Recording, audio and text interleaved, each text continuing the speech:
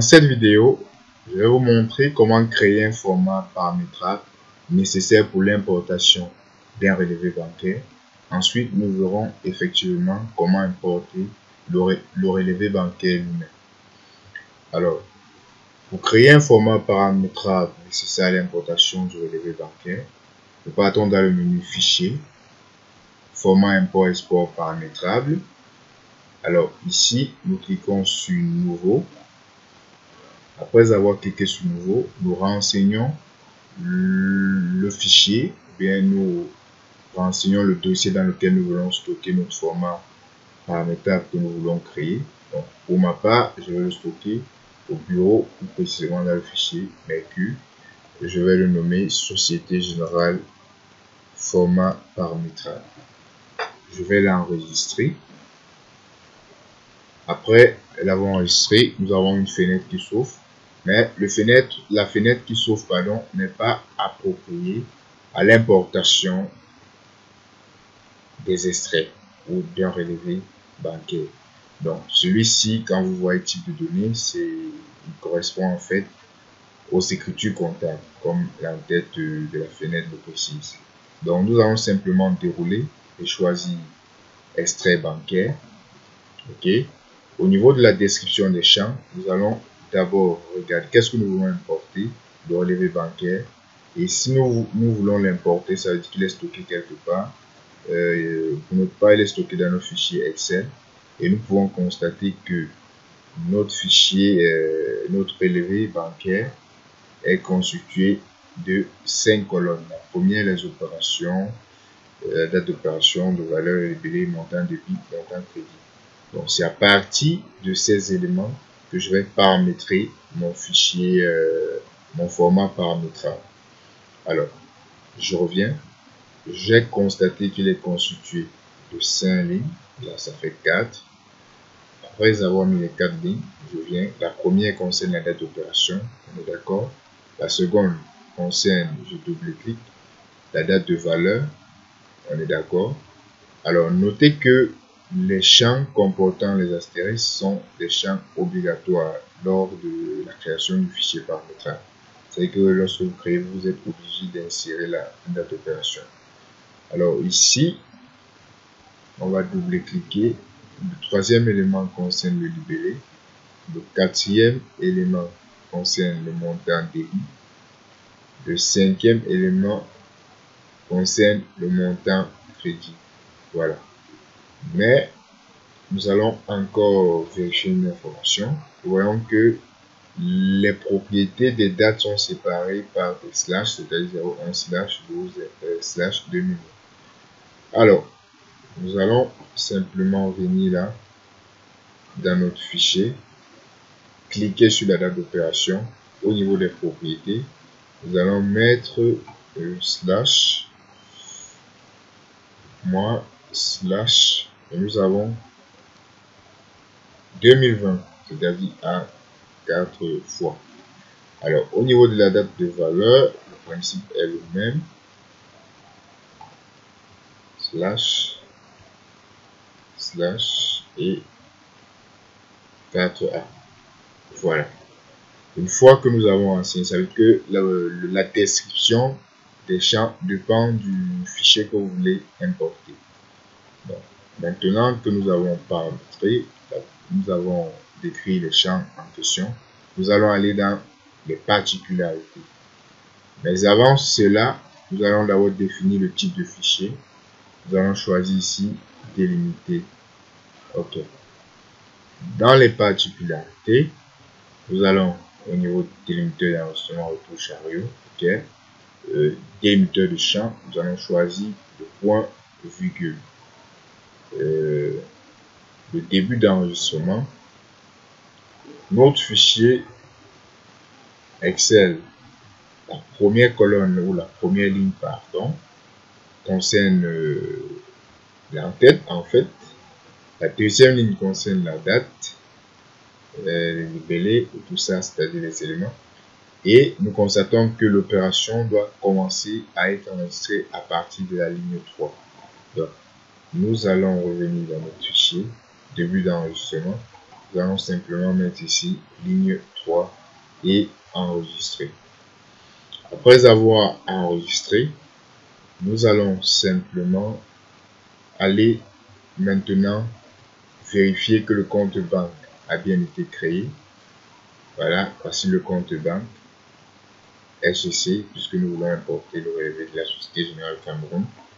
On va double-cliquer dessus et au niveau des paramètres, nous allons simplement renseigner le modèle d'importation du format paramétrable des extraits. Donc je clique sur les 3 points et là je vais donc cliquer sur le format paramétrable que je viens de créer. Donc je double-clique là et je vois ici la destination de mon fichier qui s'affiche, de mon fichier paramétrable qui est renseigné. Alors, après avoir renseigné le modèle paramétrable nécessaire, nous allons aller au niveau du compte bancaire, nous allons double-cliquer et ici, nous allons renseigner le nom de notre fichier. C'est-à-dire, nous voulons importer quoi? Nous voulons importer notre relevé bancaire depuis Excel au format CSV. Donc, nous allons dans le format Excel, dans notre fichier Excel, nous cliquons, c'est-à-dire nous allons enregistrer bien entendu notre fichier. Donc, Save As. Nous allons mettre simplement dans notre dossier Mercure. OK. Nous allons nommer notre fichier SGC Bank. Alors maintenant, comme type de fichier, nous allons mettre, nous avons déterminé, nous avons lors de la création du format paramétrable, nous avons mis délimité le champ point virgule. Donc CSV, délimité tête. Donc nous allons choisir celui-ci. OK. Et une fois là, nous allons enregistrer notre fichier. Et je suis dans mon dossier Mercure, j'enregistre mon fichier. Alors là, OK. J'ai déjà, après avoir enregistré mon fichier, nous allons dès à présent renseigner le fichier que nous venons d'enregistrer à ce niveau en mettant également son extension. Donc, nous allons aller dans notre fichier, parce que le fichier que nous venons de créer, nous allons simplement le copier à partir de là. Voilà, là, OK. Point CSV. Voilà. Ici, nous cliquons sur OK pour enregistrer. Une fois que nous avons enregistré, un dernier élément, nous voyons ici au niveau des paramètres, là au niveau des paramètres de la personnalisation générale, au répertoire, nous voyons qu'au niveau de la communication, nous avons un emplacement de fichiers, c'est Programme Data, Set Communication. Alors, nous allons aller dans ce fichier, dans cette destination, dans cette localisation, déposer notre fichier CSV que nous voulons importer. Parce que c'est à partir de là que le logiciel va tirer notre fichier importé pour pouvoir le mettre dans Sage. Donc nous allons aller dans notre fichier, PC, disque local C, on a dit programme data, nous ne voyons pas de programme data, ça veut dire qu'en fait il est masqué. Nous allons résoudre cela sur le menu affichage, vous cliquez sur éléments masqués et tous les éléments s'affichent. Nous cliquons sur programme data, après programme data, nous cliquons sur Sage, après Sage, nous cliquons sur communication. Alors au niveau de communication, nous voyons là 3 dossiers, reçus, rejetés et traités. Lorsque vous voulez importer un fichier, vous mettez dans reçu. Si l'importation est refusée, le fichier ira directement dans rejeté. Si l'importation est réussie, le fichier ira dans traité.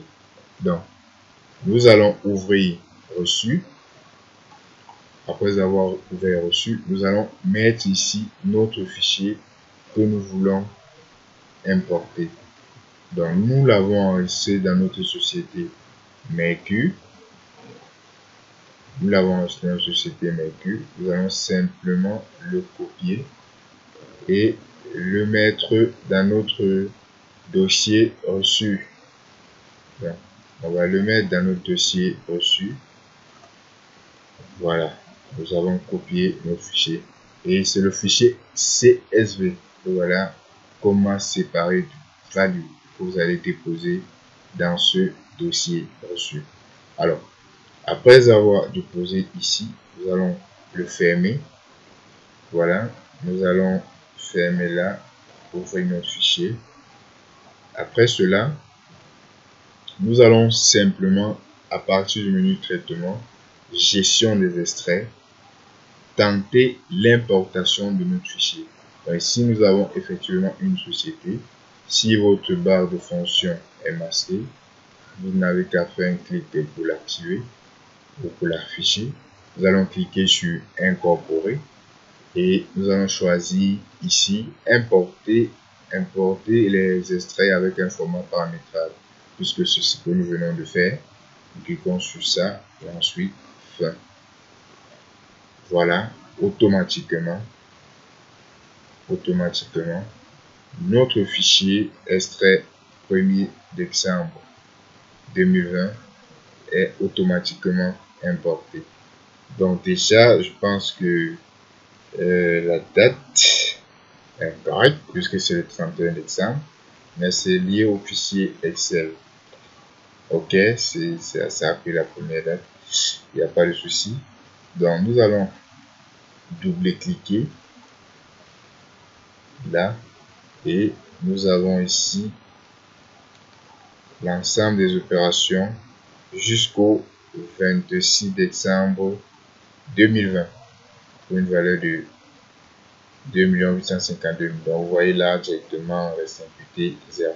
Donc le logiciel a automatiquement recopié le montant de notre extrait bancaire sans que nous ayons eu à copier notre fichier.